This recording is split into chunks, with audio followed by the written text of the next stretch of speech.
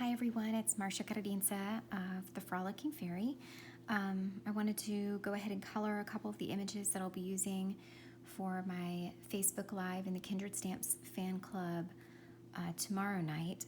I usually try to get this done a little bit sooner, but I wanted to record it, so it was a matter of juggling the right time that I could record and upload ahead of my video, or whether I just kind of colored in my spare time. So I am using the horror stamp set in honor of the fact that it will be Friday the 13th when I'm crafting, and I went ahead and stamped off some more of the generic characters, if you will. I didn't want to go with a pop culture character. I figured these would be more relatable to some people. I know some people just really don't like horror, but it's fun to do the spooky stuff. So I chose the mummy and this vampire.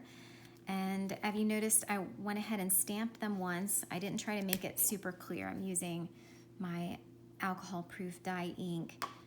I'm going to color it here, and then I'm going to stamp it again with my VersaFine clear ink. This is not alcohol ink friendly. I could stamp it with this first and then emboss it with clear embossing powder, but it leaves kind of a shine, and I didn't want that. So I'm doing this. I'm leaving on here just to prevent any little bit of wiggle when I try to stamp again. I've done this numerous times before, so I just wanted to show you guys this additional trick of mine. And these characters are going to be fairly easy to color. You can color them obviously however you wish, but I'll show you how I'm going to color them. And I'm literally just kind of picking colors as I go right now. I did not plan that part ahead. I don't often do that. I just kind of color as I go. So I think for this mummy dude, I want to do kind of a greenish tinge to his skin, but I will lay down a base layer of kind of a skin tone first. So I'm going to start with the Fair Skin TriBlend, the lightest tone there, FS6. And I'm just going to color it in a bit. Just avoid the eyeball. It's always tricky doing this while filming, and in here too, so I'll just wiggle it around as I would my piece of paper.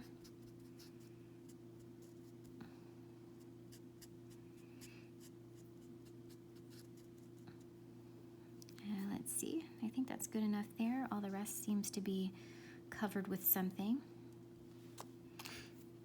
So I'll go in with the darker Fair Skin blend and just add some lines here.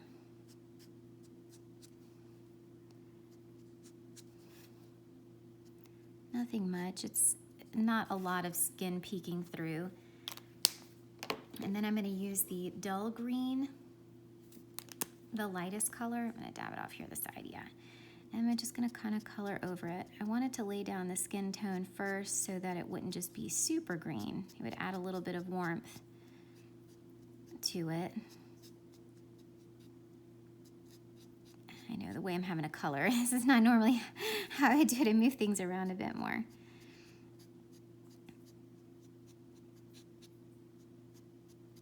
So there we go there.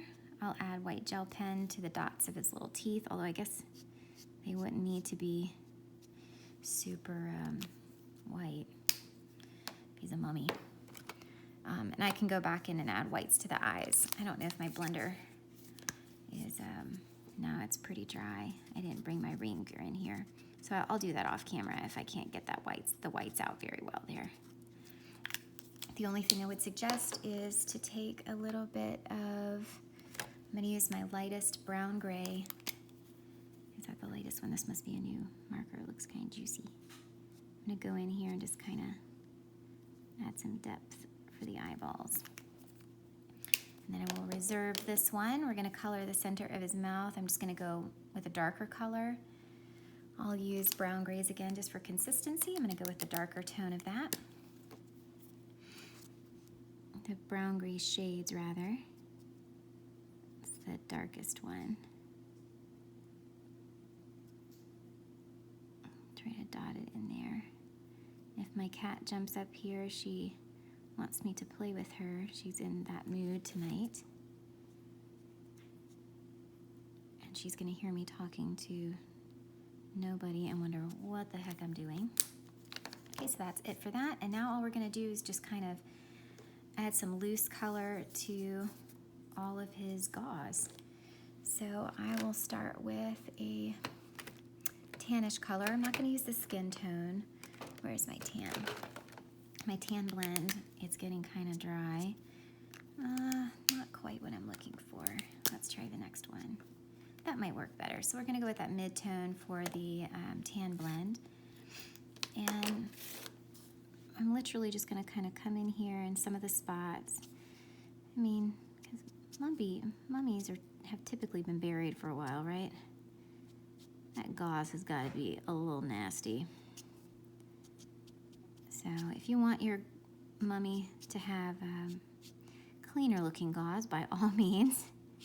But I thought it would be fun to give it that dirty looking gauze look. And this is where blenders can be your friend.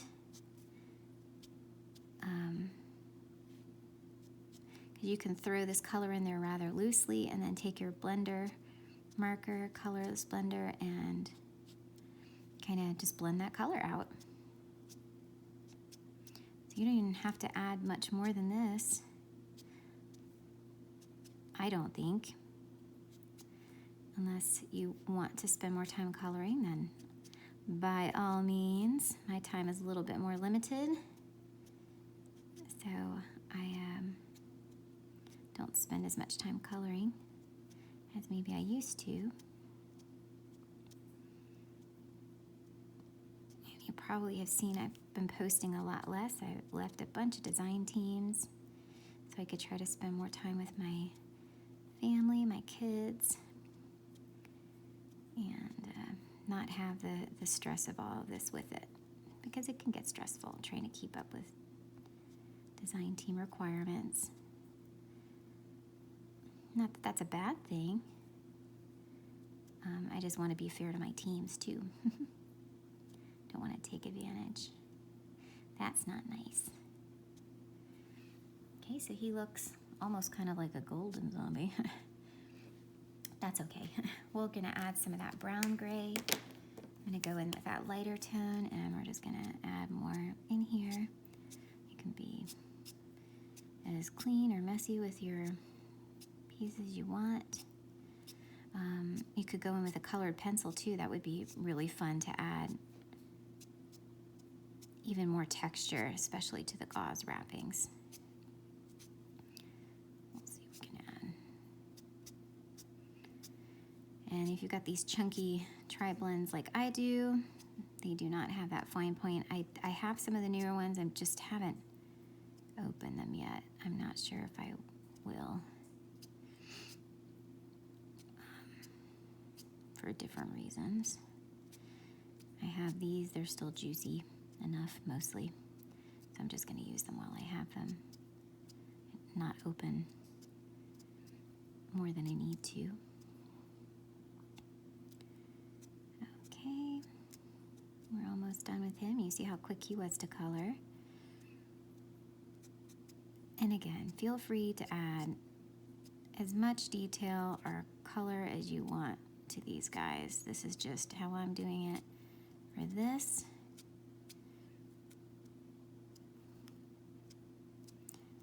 And I will probably go in with that blender. I guess that's the nose. I'm just going to put a little gray there. Make it red and look all goody if you want to. So we'll just kind of leave that. Again, I wish I had brought my blender out here, because once I stamp over it with the VersaFine, I want to show you that I will not be able to blend. Or I can, and it would make it look real smudgy. We'll just leave that. I think he looks fine. So now let's move on to Mr. Dracula.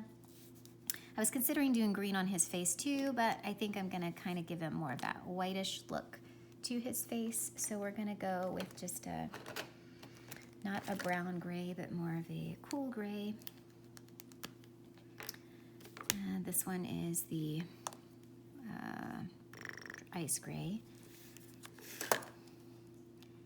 And I hope I'm on camera with the lid of my Misty here. And since my silly blender marker isn't juicy, I might have to go see if I can steal one of my daughters. They've got some alcohol markers, so I can blend that out more. But for the time being, we'll work with this. I'm not coloring where all those things are kept in my house. I'm trying to leave less of my crafty stuff around. That is a challenge, as I'm sure it is for most of you. Let's see, this is pretty dry. It's very squeaky. So we're just going to ignore the fact that I've got a squeaky dry marker. And I can go back with that after I stamp over. I'll just have to do that off camera. So let's darken the inside of his mouth. We're going to do the same thing that we did for Mummy Pants. I'm going to go in with that darkest color. Dot it in there carefully. Oh boy, that's going to be close in there, isn't it? Those little lines are tiny.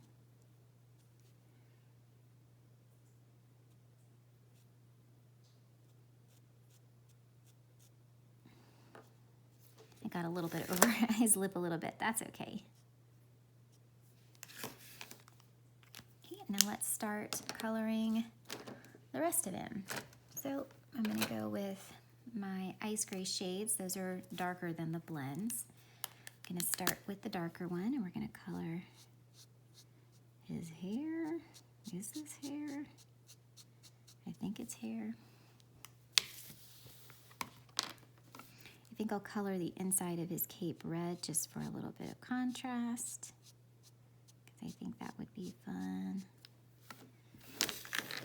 I'll come in here with the darker one, just around where he plastered his hair down into a nice little point, because that's very fashionable in the vampy world, just so you know. And we'll make the outside of his cape black-ish. Oh my goodness, these little spots are tiny. I'm gonna have to do some cleaning up on these.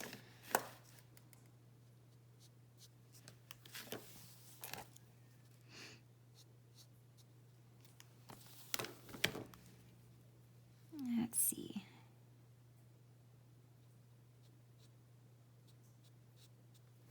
In there, so I can add some there, and then I'll just come in here. There, we'll add, I'm going to add a dark here where he's got the crease in his pants. Come in here along the inside and on the outside. Ooh boy. Come around his shoes, and then I'll just pull around here. I know there's a line there. There's no way I'm going to get this chunky marker in there, so we're just going to bulldoze right over that. Like that. Come in here around his vest. Waistcoat, isn't that what you can call that? And let's see. What colors to make some of these things? I guess we'll make his little coat black too.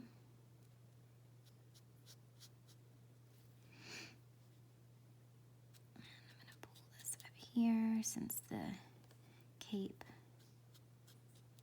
This is what's difficult, coloring, black on black can be rather challenging. But we do the best we can and try to figure out the best place to put shadow and highlight so it doesn't blend in with everything else. That's always the tricky part. You want to be able to leave just enough variation there so one doesn't just kind of blend into the other.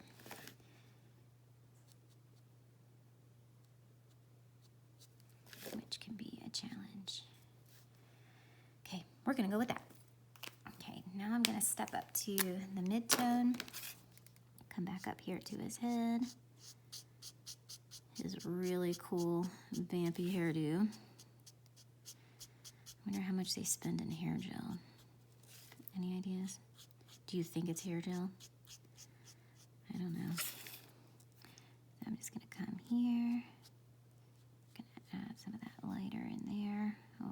if you can even see that difference. Okay, that's just hard to tell, isn't it? Okay, we're gonna step down to the lightest one from the same shades. Luckily my markers aren't pulling apart. Just gonna scribble across there, blend it out better, fill in the white spot I left around his bowling ball head. And come this way.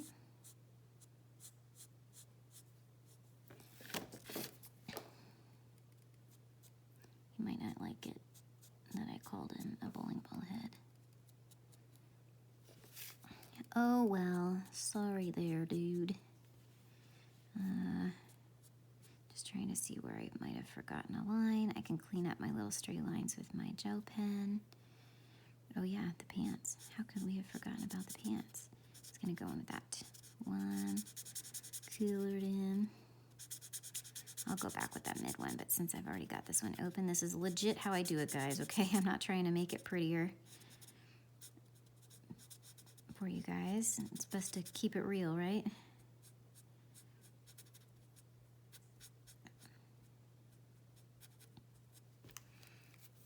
Some do require, you know, some are a lot of fun to color because you can play with different techniques, like girls with dresses and things like that, playing with coloring pleats and things.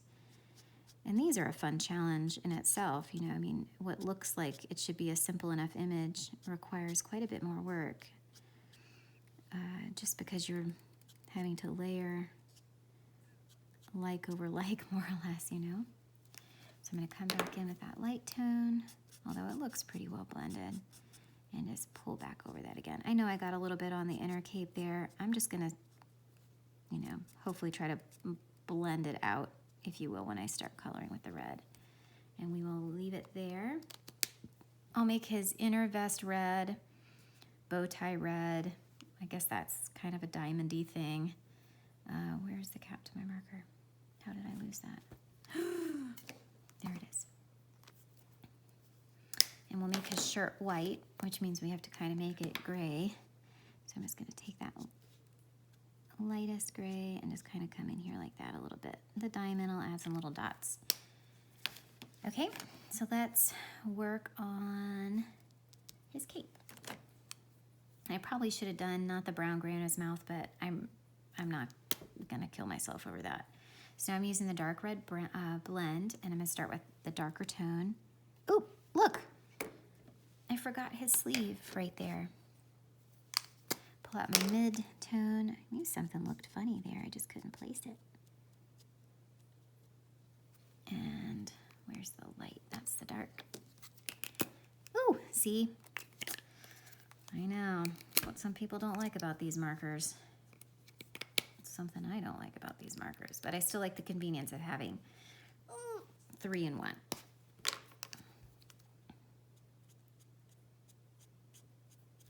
That looks better. Okay, let me turn this around so it'll be easier for me. Okay, so again, we're with our darkest dark red blend. I'm gonna come in here where we have an obvious fold and come around his body. Here, where it kind of tucks and folds. And then here, we're gonna try to pull where I added a bit too much right there, in between his little legs.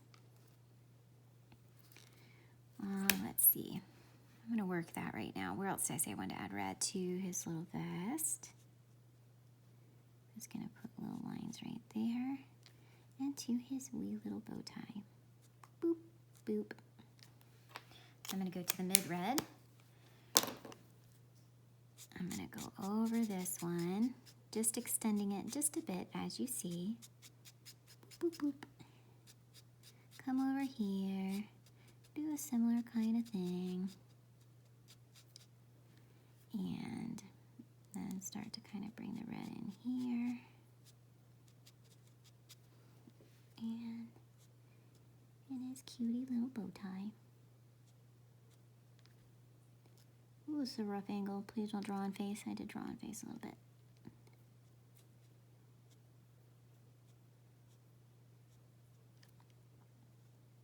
Might as well go ahead and add that.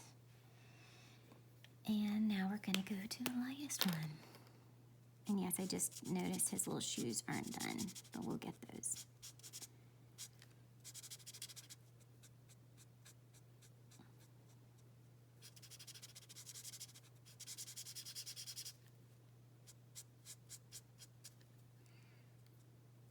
Now you could just, and I have done this before in other things, color right over that button and then just add it back if you want it with like a white gel pen. Same for the button on his little coat. Sometimes that is easier doing it that way. When it's really little, or you know, go throw a Nuvo drop in it or something, you know, however you want to define that bit. So I'm just gonna do that there. And that's it, I think, on this dude. Yeah, see, I went right over that vest a little bit. Now, what could be fun is we could add some red to his little fangies because he just ate. Whoa, whoa, whoa. You can even add some drips on his face because that makes it look more macabre. So how does that look? Pretty disgusting. No, I think he looks pretty amazing. And when we stamp over this, it will clean that up. So we're gonna just, I'm gonna take that lighter of the ice gray shades and just go over his shoes. Pardon me.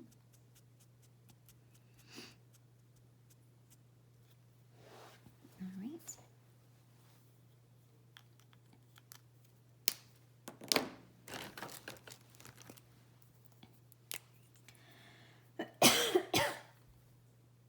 Water. Yes, in fact, I do need water. Where is my water bottle? Oh no, it's not right here. Okay, no major areas here. I'm gonna try to correct his hand right here where my gray went over a bit much, and maybe brighten that dot before I stamp again. That's all. That's the only reason why I want to clean those up so that if my gel pen goes over the line, that final ink stamping will cover that up. So it's a win-win. I'm dotting it in heavy right here. If it's red, sometimes you need quite a bit to cover that up. And then I think we're good. Let's see. I don't know if I need to do this now, and I don't know if that will help. That might be kind of fun. You can take your gel pen and flick some lines in there. Kind of break up. Yeah, I like that. If you want to take the time to do that. It's still quick to color. And add the extra detail if you wish. Especially since my stupid blender bottle isn't here. Wonk wonk.